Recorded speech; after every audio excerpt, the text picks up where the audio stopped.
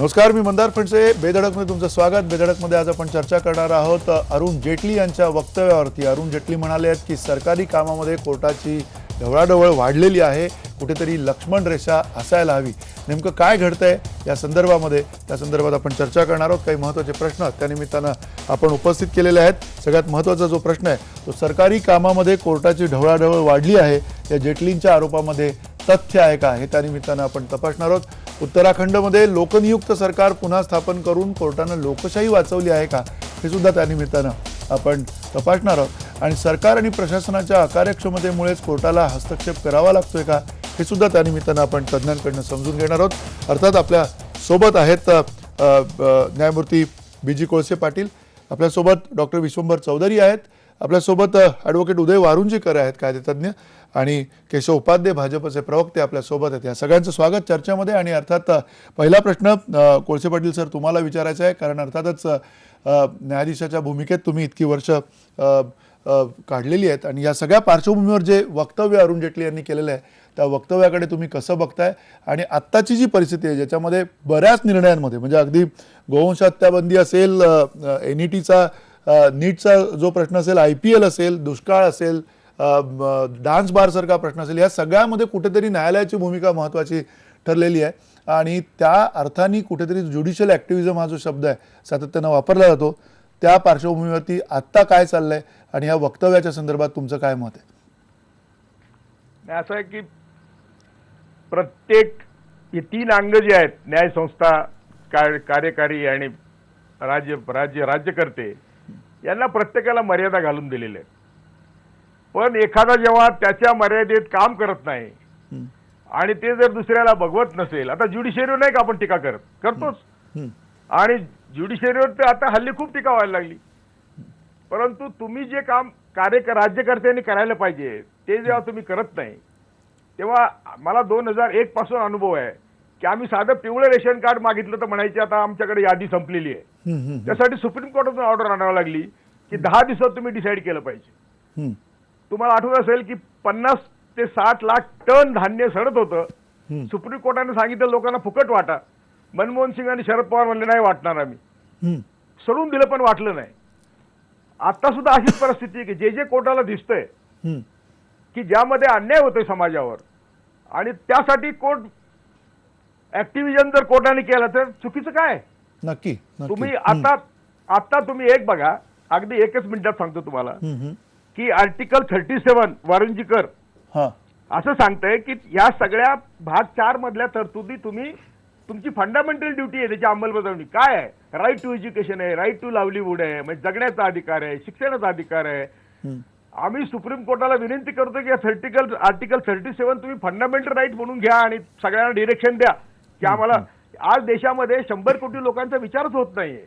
30 कोटी लोक फक्त देश चालवतात आणि 30 कोटीसाठी देश आहे असा आमचा सगळ्यांचा गैरसमज आहे. त्यामुळे 100 कोटी लोक जेव्हा वंचित आहेत सगळ्या गोष्टीपासून, तेव्हा नीट असेल किंवा या बाकीच्या सगळ्या चर्चा असतील, या सगळ्या चर्चा ह्या फक्त 30 कोटी लोकांसाठी चाललेल्या आहेत.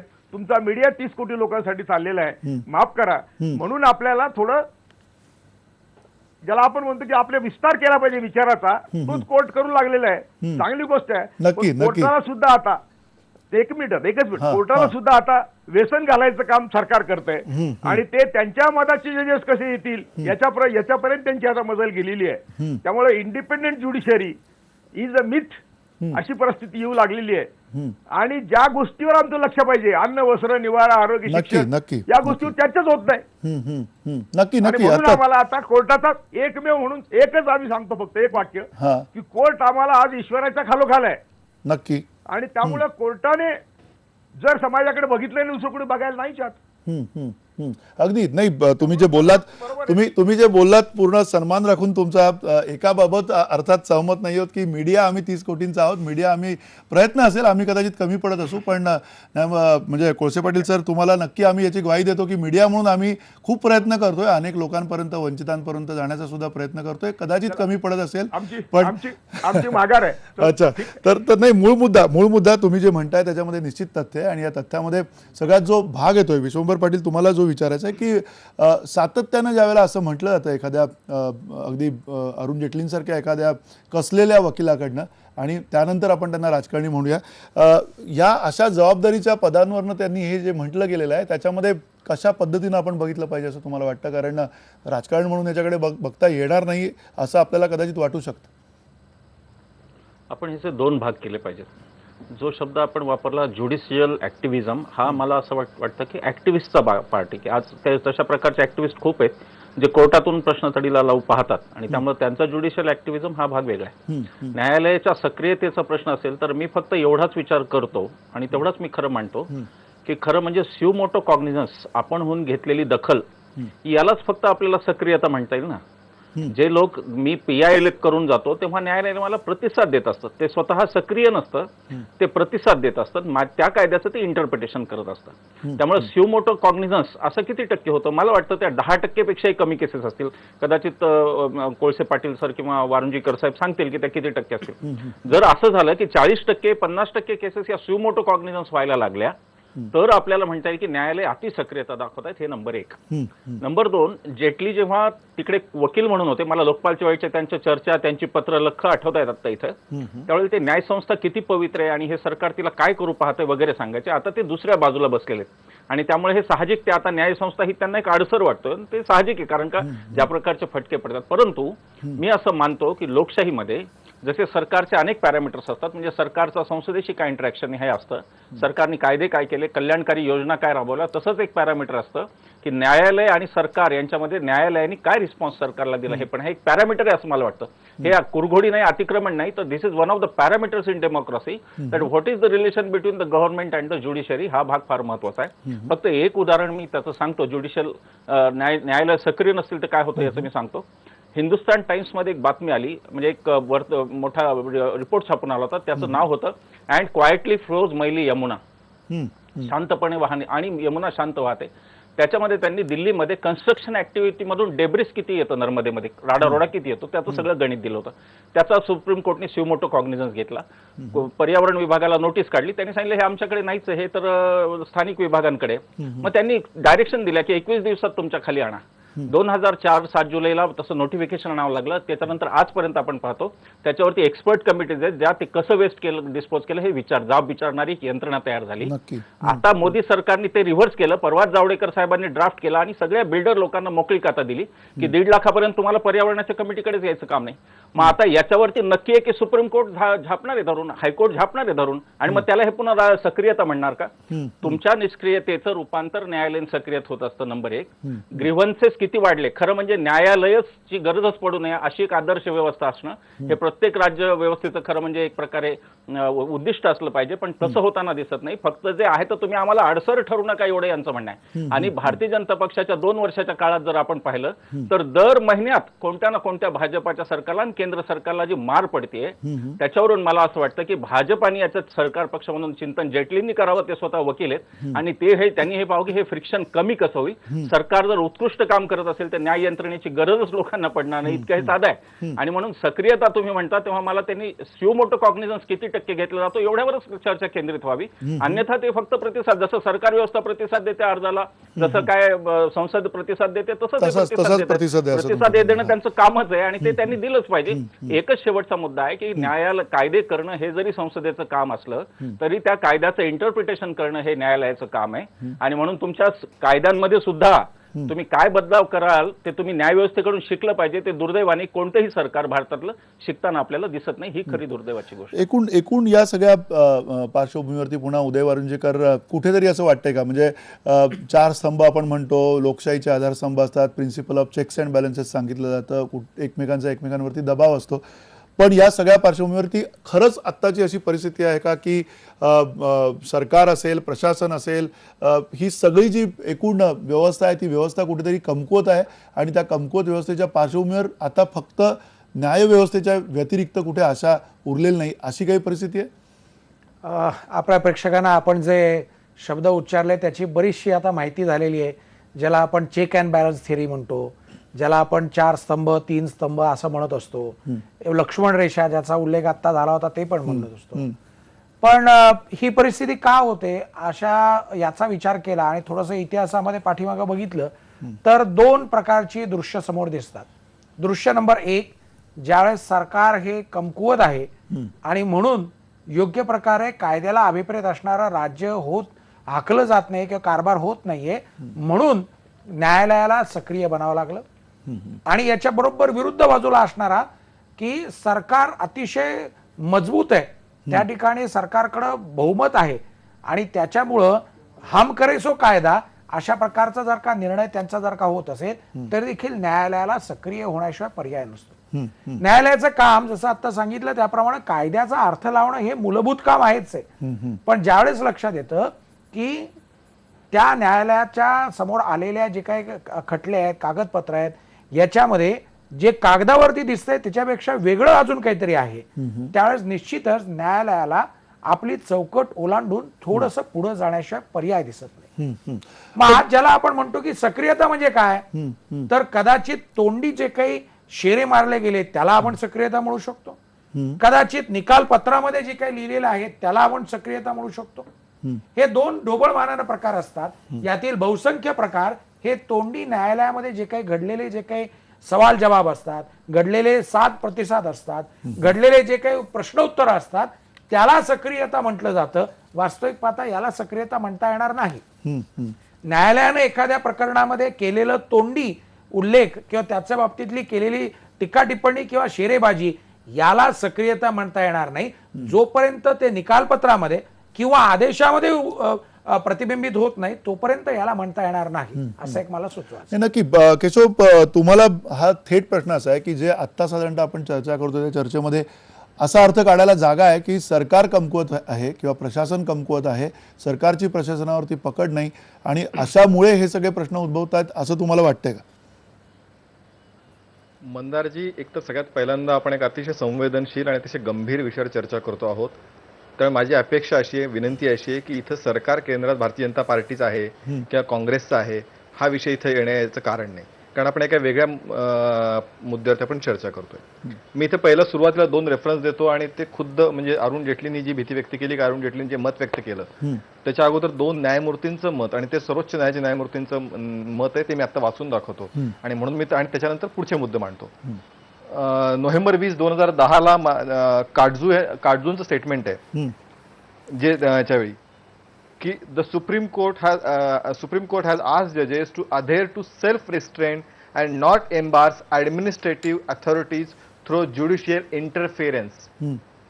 हे म्हणजे तारीख फार मी 2010 सालचं आहे की if total freedom is given to जजेस to decide according to their own individual notorious and financial, the law will run riot, said the 2 judges bench headed by Justice Makarand Kajju, presuming the provision reasonable and rational contained in Article 14 of the Constitution, it said. हे पहिलं. दुसरं, RM Lodha, हे आता हे गेल्या वर्षीचं आहे, 15 August 2014चं statement आहे. I am sure that the people in judiciary, people in the executive and the people in the parliamentary are mature enough to have mutual respect for each other and ensure that each of them permitted to work their space unhindered by any extension influence. हे 2 न्यायमूर्तींचा मुद्दा म्हणून संदर्भ आणले. जी अरुण जेटली भीती आज व्यक्त करतायत ही काही आजच व्यक्त केली नाही, खुद्द न्याय यंत्रणेने सुद्धा. आता कोळसे पाटलांचं मला आज पहिल्यांदा अभिनंदन करतो की मला आज भीती होती, आजही ते जज कसे RSS वालेत वगैरे वगैरे ते नेहमीप्रमाणे ते बोलतील, पण ते आज बोलले नाहीत.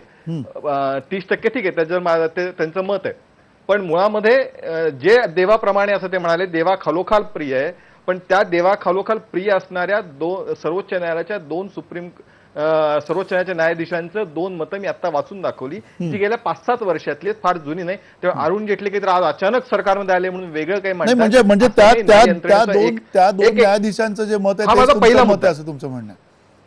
नाही. आपण मी सुरुवात एक मिनिटं मंदारजी, मी मुद्दे मांडतोय. पहिली मुद्दा मी कृपया पुन्हा सांगतो की ही चर्चा किंवा भारतीय जनता पार्टीची सरकार आहे काँग्रेस सरकार असं नाहीये. तिसरं, आता मी काही उदाहरणं देतो. आता त्या उदाहरणांचं आपण मला थोडं सांगा की ज्या उदाहरणांमध्ये वेगळ्या पद्धतीने न्यायालयाचा ज्याला किंवा ऍक्टिव्हिजम अशा पद्धतीचं म्हणता येईल अशा गोष्टी घडल्या. आता 2 दिवसामध्ये डान्स बारची सुनावणी व्हावी, 2 दिवसात डान्स बारला परमिशन देण्यात यावी. एक लक्षात घेतलं पाहिजे की महाराष्ट्रातल्या विधानसभेने एकमताने डान्सबारवरती बंदी असा कायदा केला होता. मुळामध्ये महाराष्ट्राची विधानसभा म्हणजे राजकीय मतभेद विसरून शेवटी 288 आमदार एकमताने काही ठरवतात. एका अर्थाने लोकांच्या भावना ते ठरवत हे तरी किमान धरलं पाहिजे. इतर राजकीय मतभेद पण नव्हते, पण तरी सुद्धा त्या ठिकाणी न्यायालयाने अशा प्रकारची भूमिका घेतली. म्हणजे या ठिकाणी लोकभावनेचा आदर किंवा ओव्हर ऍक्टिव्हिझम नाही का, पहिला मुद्दा. दुसरा मुद्दा, आणखीन दुसरं उदाहरण मला द्यायचे, उदाहरण मी खूप देऊ शकतो पण मला आपला वेळ फार घ्यायचा नाहीये. आत्ताचा लेटेस्ट आता नीटचा मुद्दा आला. नीटचा संदर्भ खूप चांगला आहे, काही आक्षेप असणं कारण नाही. अहो तुम्ही मेकॅनिकली सगळं शिफ्ट काय 40 दिवसामध्ये करू शकाल की नवीन मशिनरी मला आणायची आहे, फॉरेन मध्ये 40 दिवसात ही मशिनरी आणायची आहे, दुसरी 40 दिवसात बदलायची आहे. पण ज्यावेळी एखाद्या 16-17 वर्षाची मुलं आहेत, ती कोवळी मुलं आहेत, त्यांनी 40 दिवसामध्ये अभ्यासक्रम खटकन शिफ्टिंग व्हावं अशी अपेक्षा आपण कशी ठेवणार? त्या राज्यातल्या विद्यार्थ्यांचा त्या राज्याच्या दृष्टिकोनातून व्हावा की नाही. तिसरा मुद्दा, मुळामध्ये दोघांची कामं वेगळी, प्रशासन आणि न्याय यंत्रणा. पॉलिसी डिसिजन करणं शेवटी पॉलिसी हे विधिमंडळ किंवा अन्य ठिकाणी घडतं. आता म्हणजे आणखीन एक संदर्भ देतो. 1993 पूर्वी अशी चर्चेत 1993च्या काही जे उदाहरणीकरण धोरण येत होतं, आता उदाहरणीकरण धोरण आणावं की नाही हा त्या लोकसभेचा, संसदेचा किंवा राजकीय व्यवस्था ती जी आहे व्यवस्था तो निर्णय करेल. आता त्याच्यावरती ते न्यायालय ठरवायला लागलं नक्षलवाद्यांशी कसं लढावं. एक पुढचा एक किस्सा, शेवटचा किस्सा घेऊन थांबतो. म्हणजे एक मध्यंतरी निकाल आला होता, काश्मीर मधल्या दहशतवाद्यांना इतक्या कॅलरीज दिल्या पाहिजेत असा न्यायालयाने निकाल दिला.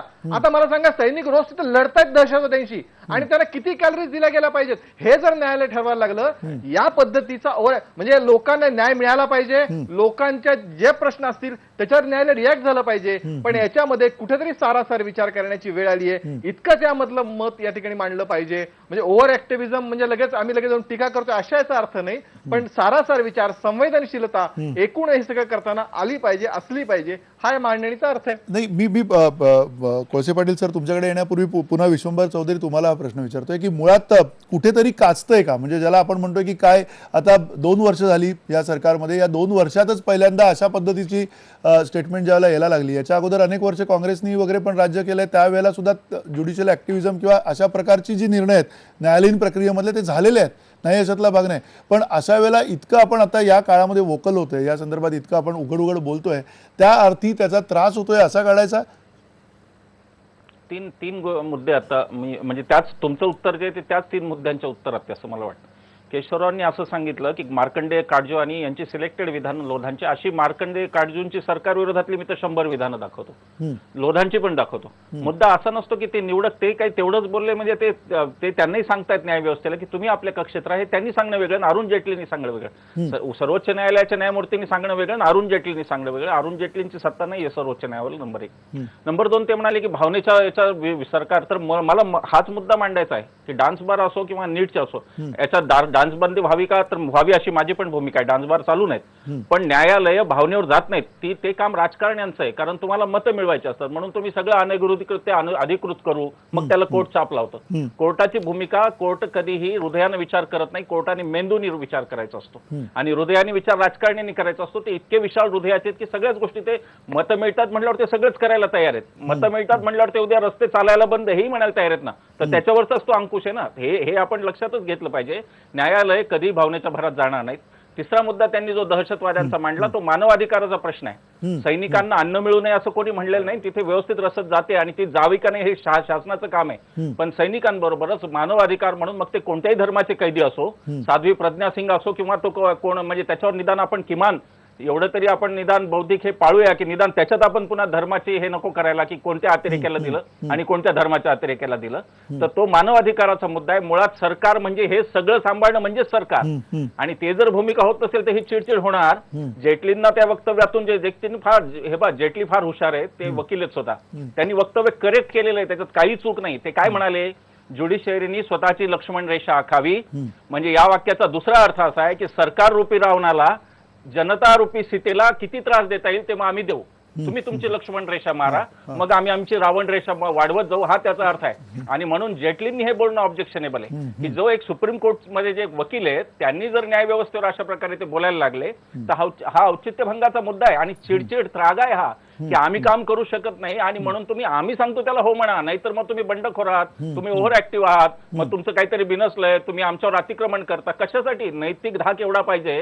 पंडित नेहरूंचा तो होता, लाल बहादूर शास्त्रींचा तो होता, नैतिक धाक होता की 10 वेळा न्यायालयाने विचार करावा लागायचा की खरं आपण सरकार विरुद्ध निर्णय देतो म्हणजे त्या सरकारने विचार केला का नाही. आणि त्यामुळे मला असं वाटतं की हे एक पॅरामीटर आहे की मोदी सरकारच्या एकूण मूल्यमापनामध्ये हे एक पॅरामीटर आहे की रोज उठून कोर्ट तुम्हाला शेकतो आणि मग त्या फ्रस्ट्रेशन मधून तुम्ही कोर्टाला नावं ठेवणं ही गोष्ट वेगळी आहे. पण घटनेनुसार तो स्तंभ आहे तिसरा, तो जाऊ शकत नाही, तो हटू शकत नाही. नक्की सगळे स्तंभ बरोबर राहणार. हा हीच तर घटना सांगते. नक्की. एक केशव तुमच्याकडे येतो, पण तत्पूर्वी कोळसे पाटील सर तुमच्याकडनं थोडंसं खुलासेवार याच्यामध्ये आम्हाला समजून सांगा तुम्ही. त्याचं कारण असं आहे की न्यायालय म्हटल्यावरती जसं आता विश्वंभर चौधरी म्हटले की डोक्याने निर्णय घेतात, मेंदूनी निर्णय घेतात, भावनेच्या भरात निर्णय होऊ शकत नाही.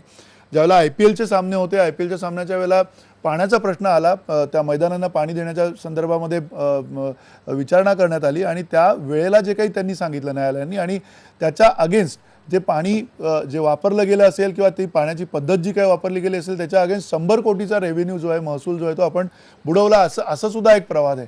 नेमकं असे ज्यावेळेला निर्णय येतात त्यावेळेला न्यायबुद्धी म्हणून आपण कशाच्या बाजूनी बघितलं पाहिजे? तुम्ही मगाशी 30% जसं म्हटलात, 70%च्या बाजूनी सुद्धा तो बघणं अतिशय अनिवार्य आहे. पण न्यायबुद्धी वापरताना नेमकं काय केलं पाहिजे असं तुम्हाला वाटतं? नाही बघा, आता ते काटजूचं त्यांनी उदाहरण दिलं ना, काटजू असं पण म्हणतात की भारतातले 99% लोक मूर्ख आहेत. आता आपण काय त्याला ओपिनियन देणार? काटजू असंही म्हणतात की RSS फार जहरी विचाराची संघटना आहे. काटजू असंही म्हणतात की भाजपकडून काय होणार नाही, काँग्रेसला दोष देतात. आपण असं विचार केला पाहिजे की आपल्याला मानवतेच्या दृष्टीने ज्युडिशरीने काय करावं. मानवतेच्या दृष्टीने ज्युडिशरी किंवा जजेस माणसं आहेत. जेव्हा तुम्ही फेल होताय, जेव्हा एक्झिक्युटिव्ह फेल होत आहे, तुमचे लोक पाण्या वाचून मरतात आणि तुम्ही IPL ला पाणी देताय, की तुम्ही लोक पाण्या वाचून मरतात आणि तुम्ही हेलिकॉप्टरला पाणी वापरताय. तेव्हा हे जजेसच्या जर कोणी लक्षात आणलं, एकतर चौधरी म्हणले तसे सुमोटो ऍक्शन जेव्हा घेते तेव्हा आपण त्याला ज्युडिशियल ऍक्टिव्हिजम म्हणतो. परंतु इव्हन IPL वर ऍक्शन घेतली तरी सुद्धा तो ज्युडिशियल ऍक्टिव्हिजमच आहे, कारण तो पब्लिक इंटरेस्ट लिटिगेशन मध्ये जातात आणि त्याच्यातून जजेसनी ऍक्शन घेतलेले आहेत. त्या ज्या ऍक्शन घेतल्यात, आता शेवटी ती माणसं आहेत. आम्ही नेहमी म्हणतो की कोर्टाचा निकाल हा नेहमी न्याय असतो असं नाही, तो निकाल असतो. त्यामुळं जसे आम्ही चुका करतो तसे जजेस चुका करतात, परंतु जजेसच्या चुकांमध्ये हेतू मानवतेचा असतो. तिथं काही राजकारण नाही, मतं नाहीत, पब्लिसिटी नाही. त्यामुळं आम्ही जे जजेसला उठसूट जजेसला दोष देण्याची आमची जी पद्धत आहे, त्यातून काय निर्माण होत आहे, जजेसवर सुद्धा दडपण येत आहे, अप्रत्यक्ष दडपण येत आहे. नाही, गंभीर मुद्दा आहे. म्हणजे तुम्ही जे म्हणताय की जजेसवर सुद्धा एक मिनिट पिपुरा, आपण काय नेहमी म्हणतो की judiciary is independent. Judiciary is independent is a myth. हे खोटं आहे. कारण जजेसवर एवढं दडपण असतं, समाजाचं असतं, राज्यकर्त्यांचं असतं, त्यांचे स्वतःचे बरेच इंटरेस्ट असतात, रिटायरमेंट नंतर पदं पाहिजे असतात, मुलाबाळांना परदेश शिकवायला पाहिजे असतं, अनेक गोष्टी आहेत. त्यामुळं हे सगळं लक्षात घेऊन जेवढे जजेस मानवतेसाठी काम करतील त्याच्यावर जर टीका केली त्यांच्यावर पैसे येणारच. नक्की. त्यामुळे आम्ही अप्रत्यक्षपणे जजेसला आपण दडपणाखाली आणतो. नाही, हे आणता कामा नाही. विशेषतः सुप्रीम कोर्ट, हायकोर्ट जजेस जे आहेत त्यांना तुम्ही अजिबात त्यांच्यावर दडपण आणता कामा नये. आता जेटली सारखा एवढा नामांकित वकील, नामांकित मंत्री आज त्यांच्याशिवाय देश चालत नाही. तेव्हा ते जर असं स्टेटमेंट करतील तर जजेसला बॅकआउटच व्हावं लागतं ना. नाही, नक्की. तुम्ही जे म्हणता रडले ना चीफ जस्टिस. हो, नक्की रडले. चीफ जस्टिस रडले ना. रडण्यामागचा इतिहास म्हणून बघितला पाहिजे की नवीन अपॉइंटमेंट होत नाहीत, जजेसच्या जागा खाली आहेत आणि आम्ही म्हणतो की ज्युडिशरीत निकाल लागत नाही. ज्युडिशरीत निकाल लागणारच नाही, कारण आता ज्युडिशरी मोडकळीला आलेली आहे. फक्त आता अर्जंट मॅटर ज्युडिशरी घेते. फायनल हिअरिंगला जजेसला वेळ नाही, ते ऐकू शकत नाही. ते आता सांगतील दररोज 100 मॅटर ऍडमिशनला असतात, तेवढ्या संपल्याशिवाय ते काय करणार. आणि फायनल हिअरिंगला जजेस नाहीत. तर एवढी मोठी प्रचंड संख्या आहे की 70,000 जजेस भरायला पाहिजेत आणि ते भरले जात नाहीत, तर तुम्ही ज्युडिशरीला कुठला तोंडाने दोष देणार? नाही, नक्की. अगदी थोडक्यात. हा, एक मिनिट वारुंजीकर, तुम्हाला जे अतिशय महत्वाचा मुद्दा त्यांचा जो आहे की दडपण आणलं जाते, तुम्हाला वाटतं हे दडपण आणलं जाते? हे अप्रत्यक्ष दडपण येतं. अप्रत्यक्ष दडपण येतं. नाही वरुणजी आपण करेंचं काय मत म्हणताय आहे? आपण म्हणताय ते बरोबर आहे. माजी न्यायाधीश साहेब आपले कोळसे पाटील म्हणतात ते पण बरोबर आहे. अशा प्रकारचं प्रत्यक्ष दडपण आणलेलं आहे असे उदाहरणं फारशी आपल्या समोरही कुठे येत नाहीत. खाजगीमध्ये चर्चेली जातात, परंतु असं कुठं सिद्ध होण्याची शक्यता नसते. आपण जो मुद्दा म्हटलेला होता तो मुद्द्याचं उत्तर मला वाटतं प्रेक्षकांना दिलं गेलं पाहिजे. एका बाजूला वैयक्तिक किंवा एका छोट्या समूहाच्या बाबतीतला निर्णय आणि दुसऱ्या बाजूला समाजाचा निर्णय, हे दोन ज्यावेळेस असतात त्यावेळेस साहजिकच समाजाचा जो भलं करणारा जो निर्णय त्याच्या बाजूनी पारडं झुकलं पाहिजे असं कायदा सांगतो. म्हणजे असं आहे की ज्याचं IPLचं उदाहरण तुम्ही दिलं होतं. IPL मध्ये असणारे एवढे संघ, त्यांचे एवढे स्पॉन्सरर, त्यांच्यामध्ये त्यातून निर्माण होणारा एवढा रुपयाचा रेव्हेन्यू, हे एका बाजूला, आणि दुसऱ्या बाजूला अख्ख्या महाराष्ट्रातली संपूर्ण जनता की ज्यांची अडचणी, ज्यांचे प्रश्न, दुष्काळ. त्यामुळे साहजिकच न्यायालयाने इंडिव्हिज्युअल राईट आणि सोशल पब्लिक राईट याच्यामध्ये पब्लिकचा जो काही प्रॉब्लेम आहे त्याच्याकडे झुकतं माप दिलेलं आहे. मला वाटतं की हे उत्तर आपल्याला अपेक्षित होतं की मन, हृदय आणि मेंदू याच्यामध्ये मेंदूनीच निकालपत्र द्यायचे असतात. परत मी आपल्याला त्या मुद्द्याकडे घेऊन येतो. एखाद्या न्यायाधीशांनी एखाद्या कार्यक्रमाच्या ठिकाणी व्यक्त केलेलं मत, एखाद्या न्यायाधीशांनी एखाद्या ठिकाणी जाता जाता केलेली टीका टिप्पणी, याचा अर्थ म्हणजे न्याय व्यवस्थेचं मत असं होत नाही. एखाद्या अभ्यासपूर्ण चर्चेमध्ये व्यक्त केलेलं एखाद्या न्यायाधीशांचं मत हे त्या वैयक्तिक त्या न्यायाधीशांचं मत असू शकतं. ते संपूर्ण न्यायव्यवस्थेला बंधनकारक किंवा दिशादर्शक अशा प्रकारचं असण्याची शक्यता नसते. आपण काय करतोय, आपण कुणीतरी एक जण बोलला म्हणून त्याच्या आधारावरती चर्चा करतोय, पण गेल्या काही महिन्यांमधली जर का एकत्रित जर का सगळी उदाहरणं बघितली तर काही दिवसांपूर्वी राष्ट्रपती महोदयांचं असंच वाक्य होतं, उपराष्ट्रपती साहेबांचं असंच वाक्य होतं. याच पार्श्वभूमीवरती अनेक राजकीय जे काही व्यक्तिमत्व आहेत, जे मंत्री महोदय आहेत, त्यांची देखील अशाच प्रकारची होती. हे सगळं का दाखवतंय तर न्यायालयाच्या निर्णयांमुळं अनेक बाबतींमध्ये नवीन नवीन पायंडे पडतायत. ही गोष्ट खरी आहे, पण ते का पडतायत त्याच्या परिस्थितीची जाणीव या सगळ्या लोकांना करून देण्याची आता गरज आहे. आपण जो मगाशी मुद्दा मांडलात की त्याप्रमाणे अन्य दोन डबे हे जर का नीट प्रमाणे काम करत नसतील तर एका माणसाला उरलेले 2 डबे ओढावेच लागणार आहेत. 3 डब्याची रेल्वे असं आम्ही कायम उदाहरण देत असतो. या 3 डब्याच्या रेल्वेमध्ये एखादा डबा जर का काम नीट करत नसेल किंवा काम नीट करण्याचे एकूण चिन्ह दिसत नाहीत तर करावं लागतं. मला याच्यामध्ये काही फार चुकीचं आहे असं वाटत नाही. ही जी लक्ष्मण रेषा आहे ती अजूनही भारतीय न्यायव्यवस्थेनं ओलांडलेली नाही असं माझं वैयक्तिक मत आहे. नक्की या सगळ्या चर्चेमध्ये अर्थात समजून घेतोय आपण, जर ते 2 डबे काम करतायत किंवा नाही करत आहेत आणि ते नेमकं कुठल्या दिशेने ते जाऊ पाहत आहेत आणि न्यायव्यवस्था कुठल्या दिशेने जाऊ पाहत आहेत.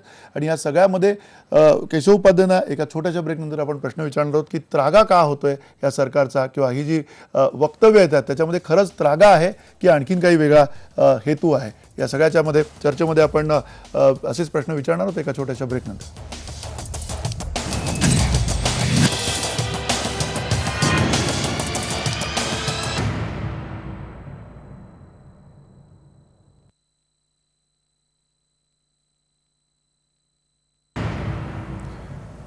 बेधडकमध्ये तुमचं पुन्हा एकदा स्वागत. आपण चर्चा करतोय न्यायालयाच्या हस्तक्षेपाबाबत जे वक्तव्य जेटलींनी केलेलं आहे त्याच्या अनुषंगाने. अर्थात काही बोलक्या प्रतिक्रिया आपल्या प्रेक्षकांनी दिलेल्या आहेत. अत्यंत थेट आणि स्पष्ट अशा प्रतिक्रिया प्रेक्षकांच्या दिसत आहेत. सुदर्शन जाधव म्हणतायत, सरकार जर घटनेप्रमाणे चालवलं तर कोर्ट कशाला ढवळाढवळ करेल. ललित देशमुख म्हणतायत, न्यायालयीन सक्रियता आवश्यक असली तरी तिचा अतिरेक नको. गंगाधर ठोंबरे म्हणतायत, कोर्ट वेळोवेळी हस्तक्षेप करतं म्हणून तर बरं आहे, अन्यथा सरकार पूर्ण बहुमताचा दुरुपयोग करू शकतं म्हणून हे विधान तितकं योग्य नाही. अबिद अली सय्यद म्हणतायत, सरकारचे निर्णय जनतेला मान्य नसल्यानं जनता कोर्टाकडे धाव घेत आहे व त्यावर कोर्ट साजेसा निर्णय देत आहे. या ढवळाढवळ कुठे दिसते. दादासाहेब खेतमाळीस म्हणतायत, देशातील जनतेसाठीच्या काही अन्यायकारी निर्णयांविरोधात आदरणीय कोर्ट हस्तक्षेप करतंय म्हणून तरी देशातील जनता व्यवस्थित जगते आहे. आणि अमरजित थोरात म्हणतायत, कोर्टामुळे यांना मनमानी करता येत नाही, हेच खरं दुखणं आहे. एकूण बोलक्या प्रतिक्रिया, त्या प्रतिक्रियांचा सरकारने जरूर विचार करावा. आणि केशव उपाध्ये, तुम्हाला प्रश्न हाच आहे की अनेक विषय आहेत, म्हणजे गेल्या काही काळामध्ये जे प्रलंबित विषय आहेत, अगदी राज्याचे ॲडव्होकेट जनरल असतील, राज्यामधले जे सरकारी वकील असतील, त्यांच्या ज्या नेमणूक आहेत त्या आत्तापर्यंत झालेल्या नाही आहेत. त्याच्यामध्ये अनेक मुद्दे आहेत. बैलगाडा शर्यत असेल, दहीहंडी असेल, अगदी होर्डिंगसारखा विषय असेल, सायलेन्स झोनसारखा शिवाजी पार्कचा विषय असेल, प्रत्येक ठिकाणी सरकारला एक वेगळ्या पद्धतीनं बाजू मांडावी लागते. बऱ्याचदा काहीतरी येतं, माघार घ्यावी लागते, कोर्ट काहीतरी विचारतं त्यांना आणि मग पुन्हा सरकारची धावपळ होते आणि पुन्हा मंत्रालयात जावं लागतं.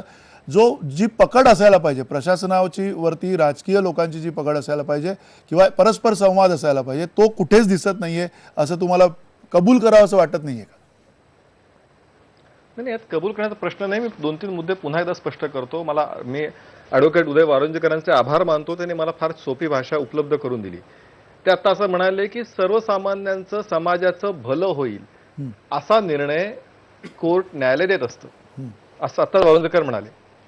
म्हणजे मला विशंभर चौधरींकडनं खरं अपेक्षा होती, पण ते शेवटी कुठलंही झालं तरी भारतीय जनता पार्टीच्या सरकारबद्दल त्यांचं विशेष प्रेम आहे, त्यातनं ते बाहेर पडायला तयार नाहीत. पण ठीक आहे, त्यांचा मुद्दा आहे.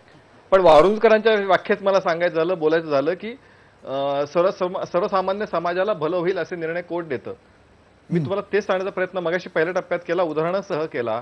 महाराष्ट्रामध्ये डान्सबार सुरू असूनही ही महाराष्ट्रातल्या जनतेसाठी किंवा महाराष्ट्रात डान्सबार 2 दिवसात सुरू व्हावेत, हे महाराष्ट्रातल्या समाजाचं भलं आहे असं म्हणणं आहे का? असं असेल तर ठीक आहे, मग माझं काही म्हणणं नाही. दुसरं उदाहरण मी देतो. त्याच्यामध्ये नीटच्या बद्दल मी तेच म्हणालो की या राज्यातले असंख्य विद्यार्थी, विषय चांगला आहे, बदल केले पाहिजेत, अपग्रेड करायची सरकारची तयारी आहे, पण या राज्यातल्या हजारो विद्यार्थ्यांचं भविष्य एका झटक्यात 40 दिवसात संपवण्याचं हे समाजाचं भलं आहे असं म्हणणं आहे का तुमचं? हे जर भलं म्हणणं असेल, हजारो विद्यार्थ्यांचं नुकसान करणं भलं असं म्हणणं असेल तर ठीक आहे, आमचं काही म्हणणं नाही. तिसरं उदाहरण देतो. ज्या आता आपण राज्यातल्या हस्तक्षेपाबद्दल बोलतोय, अरुणाचल प्रदेशमध्ये राज्यपालाला हायकोर्टाने नोटीस दिली. आता ज्यावेळी खरं म्हणजे हायकोर्टाने म्हणजे राज्यपालाला नोटीस देताच येत नाही. आता हे ज्यावेळी लक्षात आणून दिलं गेलं त्यावेळी त्याने ती नोटीस मागितली आणि वर तरी मागितल्यानंतर आम्ही याची एन्क्वायरी करू, म्हणजे राज्यपालांची. आता म्हणजे हे घटनेतच नाहीये ना. ओव्हर ऍक्टिव्हिझम हा आहे की तुम्ही ज्या घटनेत नाही. चौथा मुद्दा, आता एक निर्णय काही दिवसापूर्वी आला की केंद्राने दुष्काळ फंड तयार करावा. म्हणजे ऑलरेडी दुष्काळासाठी निधी केंद्राचा असतो, राज्याचा निधी असतो. मुळामध्ये अशा प्रकारचा कोणताही एक पैशाचा खर्च करायचा असेल तरी सुद्धा विधिमंडळ किंवा लोकसभा पार्लमेंटमध्ये त्याची मान्यता करावी लागते, बजेटरी प्रोव्हिजन करावे लागते. पण दुष्काळ जाहीर करा हे पण सांगावं लागलं ना कोर्टाला. दुष्काळ जाहीर करा हे सुद्धा कोर्टाला सांगावं लागलं ना. सरकार नाही मंदारजी, माझं पूर्ण होऊ द्या, मी तुमच्या सगळ्या प्रश्नांची उत्तर देतो. 5वा मुद्दा, इथे महाराष्ट्रामध्ये त्यांनी एका ठिकाणी सांगितलं की मेडिकल विषयामध्ये काही अपॉइंटमेंट तातडीने करा. आता त्या तातडीने म्हणजे एक सगळ्यात महत्त्वाचा मुद्दा लक्षात घेतला पाहिजे की धोरणात्मक निर्णय घेण्याचं काम हे सरकार करत असतं. त्याला सजेशन करणं, त्याच्यात सूचना देणं हे सगळ्याचं काम आहे न्यायालय. ते न्यायालयाने करावं, त्या आक्षेपाचं कारण नाही.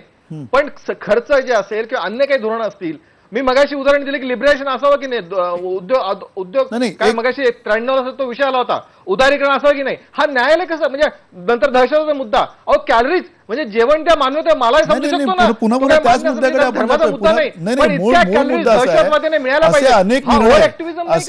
असे अनेक निर्णय जे आहेत, पुन्हा एकदा विश्वंभर चौधरी, जे असे अनेक निर्णय आहेत ज्या निर्णयांमध्ये खरं तर सरकार आणि प्रशासन यांची जर का नीट संवाद असेल किंवा प्रशासनावरती आणि एकमेकांचा बऱ्यापैकी प्रक्रियेवरती पकड असेल तर हे सगळे जे प्रसंग आहेत ते टाळले जाऊ शकतात, असं तुम्हाला वाटत नाहीये का?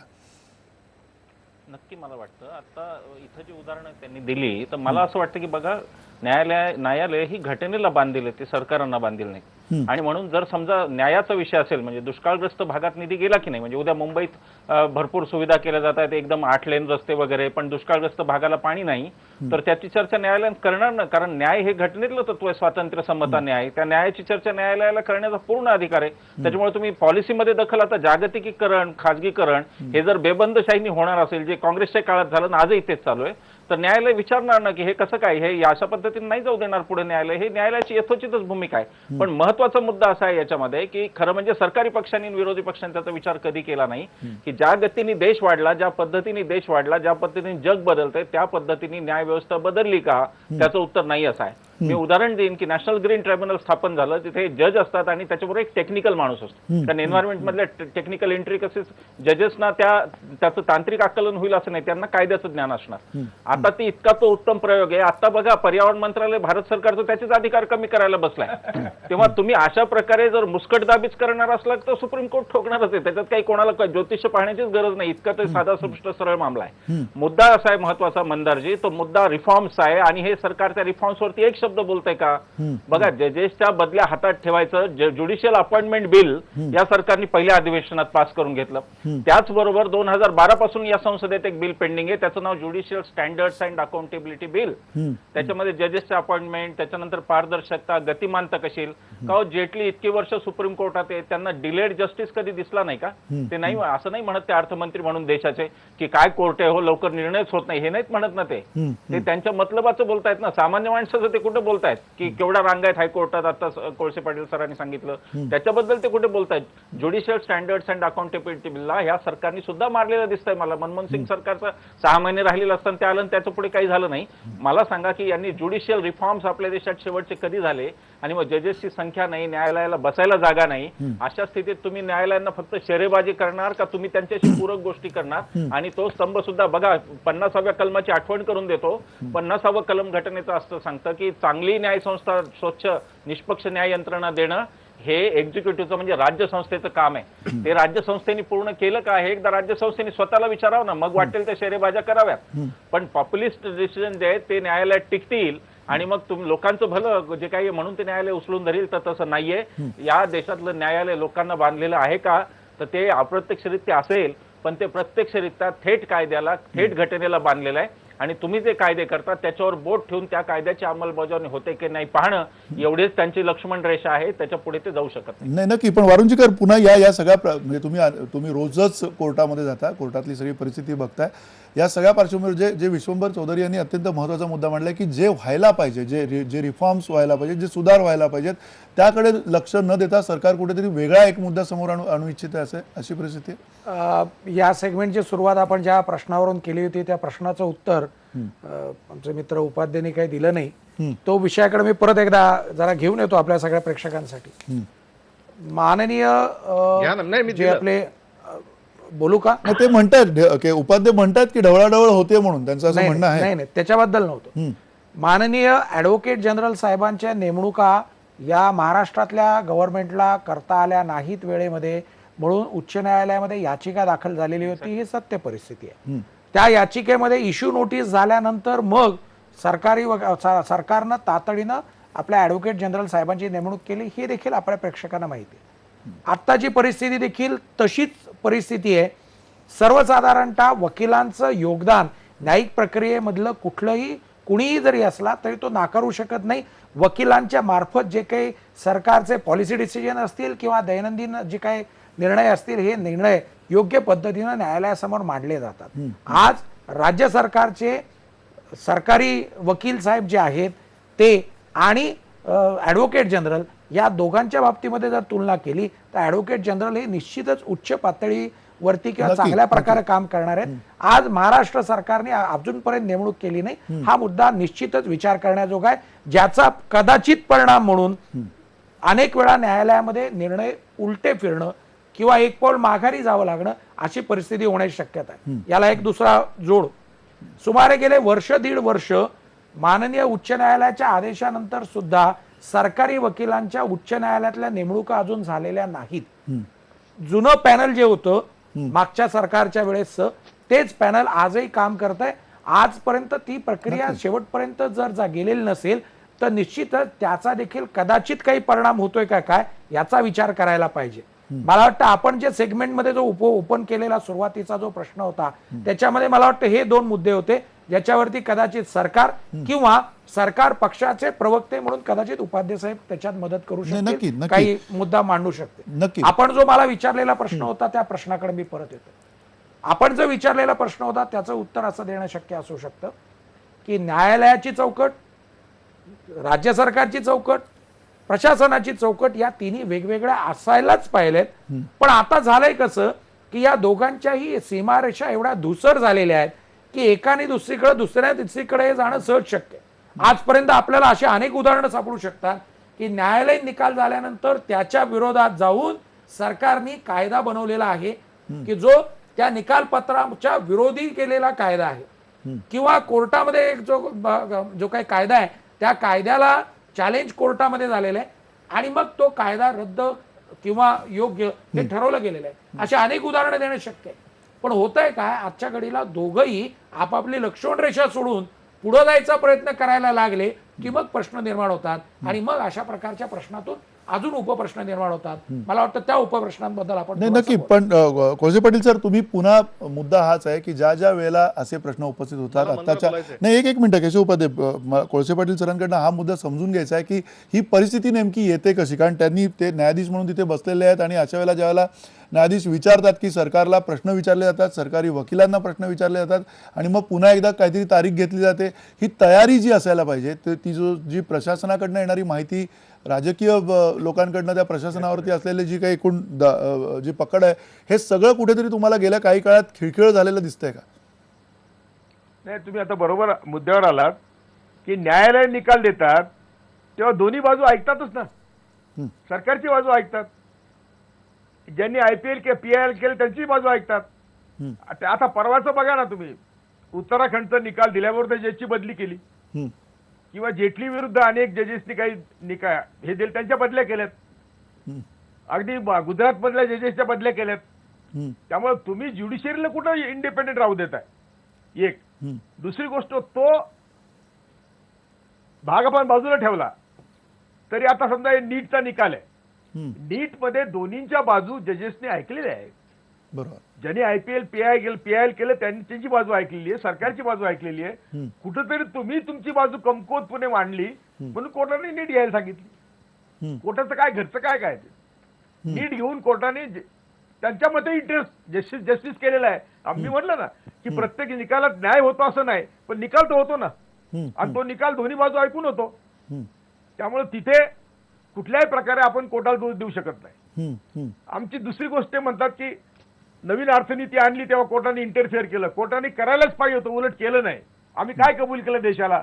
आम्ही समाजवादी धर्मनिरपेक्ष लोकशाही कबूल केली. आम्ही समाजाला सोशल, इकॉनॉमिक, पॉलिटिकल जस्टिस कबूल केलाय.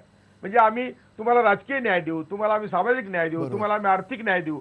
आर्थिक न्याय समाजवादाशिवाय देतच येत नाही, सामाजिक न्याय धर्मनिरपेक्षशिवाय देतच येत नाही. त्यामुळे जेव्हा तुम्ही नवीन धोरण अंमलात आणलंय हे घटनेच्या विरुद्धच आहे. त्यामुळे त्या जजेसनी त्यावेळेस तसे माइल्ड आहेत ते.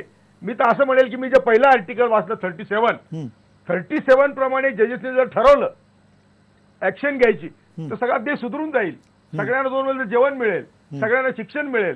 कारण या सगळ्या गोष्टी फंडामेंटल ड्युटी म्हणून जबाबदारी टाकलेली आहे नक्की नक्की सरकारवर. कदाचित तुम्ही म्हणताय त्याच्यामुळे अधिक ढवळाढवळ होईल असं वाटलं जाण्याची शक्यता आहे. कारण 37चं जर का अशा प्रकारे जर का अंमलबजावणी व्हायला लागली, पण ते घटने दिलेलं आहे ना, घटनेप्रमाणेच करायचे ते. नक्की नक्की म्हणून ते म्हणून मी म्हणतोय की जजेस ते करत नाहीत, म्हणून ते जजेस जास्तीत जास्त ढवळाढवळ अजून करत नाहीत असं म्हणतोय. हा, म्हणजे अजून जी हवी तेवढी ढवळाढवळ होताना दिसत नाही असं तुम्ही म्हणताय. केशव, बघा तुम्ही एवढे ज्येष्ठ न्यायाधीश आहेत आपल्याकडचे आणि ते म्हणतात की अजून काहीच होत नाहीये.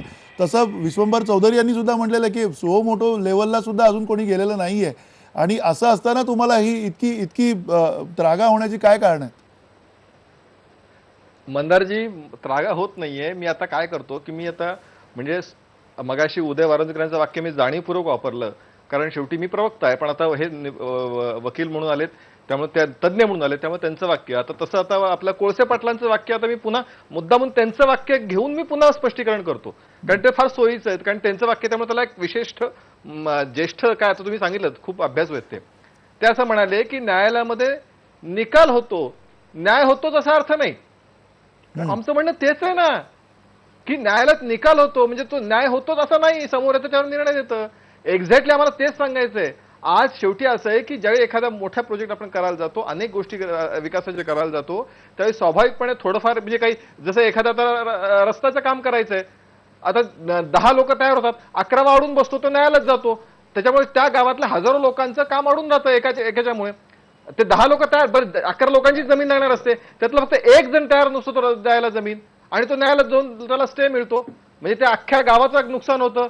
आता हा जर न्याय मिळत असेल, हा अख्ख्या गावाला ते भोगावं लागत असेल, हा न्याय मिळत असेल, आमचं म्हणणं म्हणजे न्याय मिळाला पाहिजे. दुसरं त्यातलं आणखीन एक मंदारजी मला सांगायचंय की सरकारी म्हणजे एक पहिलं या मानसिकतेतनं पहिल्यांदा बाहेर पडलं पाहिजे. जे विश्वंभर चौधरी म्हणतात की सगळे राजकारणी कोळसे लोकं पाटील मूर्खासारखे कोळसे पाटील काहीतरी निर्णय म्हणतात. घेतात एक मिनिट आणि आपण त्या कोळसे पाटील पद्धतीचं- काहीतरी म्हणतात. काय झालंय हा काय झालंय नाही, हा. यांचं हा बीजेपीचं किंवा RSSचं कोणाची ऐकायची मानसिकताच नाही. न्यायालयाचं ऐकायचं आता नाही, झालं. बाकीच्यांचं ऐकायचं नाही, म्हणून आता ते असं झालं. वाटतं त्यांना. आता तो राईट आहे त्याचा, जो जातो कोर्टात त्याचा राईट आहे. त्या राईट साठी तो जातो, कोर्ट तो ऍक्सेप्ट करतो. तर हे यांना कबूल नाही. त्यांना असं वाटतं की नाही आम्ही म्हणतो झालं पाहिजे. त्याला इलाज नाही. तुम्ही ऍक्सेप्ट केली लोकशाही, तुम्हाला आता जे आणायची ना मला बोलू द्या. त्यावेळेस ते चालेल. नाही, कोळसे थोडक्यात- पाटील थोडक्यात- इतरांनाही बोलू द्या. नाही थोडक्यात कोळसे पाटील थोडक्यात इतरांनाही बोलू बोला. द्या. माझं उपाध्ये पूर्ण बोला ऐकून उपाध्ये घ्या. बोला. त्यांनी त्यांचा मुद्दा माझं मांडला. त्यातलं असं म्हणणं आहे की त्या वर्षानुवर्ष लिटिगेशन पेंडिंग पडतात, त्याच्यावर निर्णय होत नाहीत आणि त्या अख्ख्या गावाचं अख्ख्या समाजाचं नुकसान होतं. आता हा अख्ख्या समाजाचं नाही, पण नुकसान जलद होणं, न्याय देण्यासाठी एखादं म्हणजे तुम्ही- न्यायाचा तुम्ही निर्णय ते- करा. ते त्याचा वातावरण निर्णय करा. निर्माण. आमचा जलद आक्षेप न्याय नाहीये. निर्माण करण्यासाठी त्याच्यावर योग्य राज्यकर्ते खरा-खोटा म्हणून निर्णय तुम्ही करा. त्याच्यामध्ये पण ते अधिक तारखावर अधिक तारखा रिसोर्सेस पडत द्या. राहतात. अहो ते आहे ना, मग एक्झॅक्टली मला ते यायचं त्याच्यावर. एक तुमच्या नाही, माहिती वेळ संपलाय म्हणून सांगतो. थोडक्यात. रिफॉर्म्स बद्दल बोलले. अहो एनडीएचं सरकार असताना व्यंकटचलय कमिशननी पहिल्यांदा तो विषय आणला होता 1999 साली. नाही, आता अंमलबजावणीचं का आता 2 वर्ष झालीत. आता 2 वर्ष झालीत. केशव उपाध्ये ज्युडिशियल ऐकून घ्या. मंदार ऐकून घ्या. 15 वर्ष ज्युडिशियल तो जो कमिशन आणण्याचा प्रयत्न केला होता. 15 वर्ष काही कामच झालं नाही. आता ठीक आहे, याच्यावरती पुन्हा रिफॉर्मसाठी विषय आपण पुढे जाऊ. पण मुळामध्ये न्यायालयांना न्यायाधीशांना चांगल्या सुविधा मिळाल्या पाहिजे, त्यांचं ट्रेनिंग झालं पाहिजे, त्यांचं अपग्रेडेशन झालं पाहिजे. कधी होणार आणि सुरुवात कधी होणार? या सगळ्या गोष्टीची सुरुवात कधी होणार? होईल ना, त्याचं होणार ना सुरुवात. पण ह्याचा अर्थ व्यंकटचला मंदारजी एक मिनिट माझं पूर्ण करतो. मंदारजी माझं पूर्ण करू द्या, मग आपण त्यात प्रश्न विचारतो. सगळ्या प्रश्नांची उत्तर मी देतोय. प्रश्न असा आहे, लोकशाहीमध्ये प्रत्येकाला अधिकार आहे आणि त्या अधिकाराचा सन्मान आम्ही करतो, तो आक्षेपाचं कारण नाही. पण त्याच्यावर आमचं त्यातलं असं म्हणणं आहे की एक अमुक एक काम करत नाहीये हे गृहीत धरून त्याच्यावरती दुसऱ्यांनी जाऊन काम करायला सुरुवात करणं म्हणजे राजकीय यंत्रणा काही कामच करत नाही, ती अगदी वाईटच आहे असं गृहीत धरून असं दिसतंय. असं सकृतदर्शनी दिसतंय. कारण अनेक ठिकाणी राजकीय यंत्रणेनी पुरेसा अभ्यास केल्याचं दिसत नाहीये. प्रशासनाने त्यांना जे सांगितलं त्याच्यावरती ते पुढे गेलेले दिसत आहेत अनेक अशा मुद्द्यांमध्ये. शब्दात सांगायचं तर न्याय होत नाही, निकाल लागतो. आता कोळसे पाटलांनी सांगितलं. त्यामुळे अशा लगेच त्या मुळात एक लक्षात घेतलं पाहिजे सगळ्या भूमिकेमध्ये. मी तुम्हाला उदाहरणासहित सांगितलं, 7-8 उदाहरणं मी ओळीने दिली आणि ही तुम्हाला समाजाची भलवणारी उदाहरणं वाटतात का? आणि ते सांगितलं त्याच्यावर चर्चा केली पाहिजे ना. ठीक आहे. थोडक्यात कोळसे पाटील तो व्यंकटचलयाची अपॉइंटमेंट कशाला झाली विचारा त्यांना. करेक्ट. व्यंकटचलयाची अपॉइंटमेंट कॉन्स्टिट्यूशन बदलायला झाली होती. व्यंकटचलय न्यायालयीन रिफॉर्म त्यातला विषय होता. कोळसे पाटील सर आपण त्या मूळ मुद्द्यांकडे आपण वेगळी चर्चा करूया. न्यायालयीन रिफॉर्म्स त्यातला विषय होता. नाही आपण कॉन्स्टिट्यूशन बदलायची आणि या संदर्भातली वेगळी आपण चर्चा करूया. पण मूळ मुद्दा नाही वेगळी करूया आपण वेळ प्रसंगी त्याच्यावरती चर्चा. पण सगळ्यात महत्वाचा मुद्दा हाच आहे. आता वेळ संपलाय, माफ करा. पण सगळ्यात या चर्चेमध्ये आपल्याला एवढंच म्हणता येईल की कुठेतरी या न्यायालयीन यंत्रणेच्या संदर्भामध्ये प्राथमिकतेनं विचार झाला पाहिजे. ही यंत्रणा सुधारली तर देश सुधारेल एवढा विश्वास असला पाहिजे. आणि तो विश्वास असेल तर ह्या न्यायालयीन यंत्रणेने घेतलेली कुठलीही जी काही ॲक्शन असेल, कुठलेही जे निर्णय असतील किंवा कुठलेही जे निर्देश दिलेले असतील ते आपल्याला त्रास होणार नाही, त्याचा त्रागा करून घेतला नाही हे सुद्धा बघावं लागेल. कारण सरकार जरी सरकारचं काम करत असलं तरी न्यायालय सुद्धा त्यांची कामं करत आहेत आणि त्या न्यायालयाच्या कक्षेमध्ये सरकारने सुद्धा जाण्याचं काही कारण नाही आहे. धन्यवाद. नमस्कार.